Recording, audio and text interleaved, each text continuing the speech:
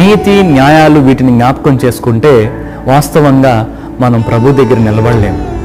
కానీ కృప ద్వారా మనం నిలబడుతున్నాం. అందుకని బైబిల్లో ఉంది కదా, మీరు కృప ద్వారా రక్షించబడి ఉన్నారు. ఆ మాట చాలా బాగుంటుంది. మీరు కృప ద్వారా ఉచితంగా రక్షించబడి ఉన్నారని ప్రభు మాట్లాడుతూ వచ్చారు. న్యాయం ద్వారా కాదు, నీతి ద్వారా అట్లా కాకుండా కృప ద్వారా మీరు రక్షించబడి ఉన్నారు అంటున్నాడు దేవుడు.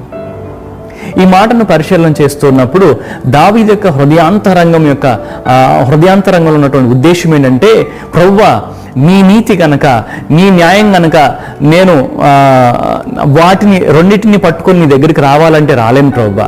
ఎందుకంటే నీవు నీతిమంతుడవు, నీవు న్యాయవంతుడవు. నాలో ఆ నీతి లేదు, నాలో ఆ న్యాయం లేదు, ఆ ప్రవర్తన నాలో లేదు. వాటితో నేను నీ దగ్గరికి రాలేను. కానీ కృపతో రాగలను నీ దగ్గరికి, కృపా సింహాసనం దగ్గరికి. ఆ కృపతో నేను అందుకోగలను.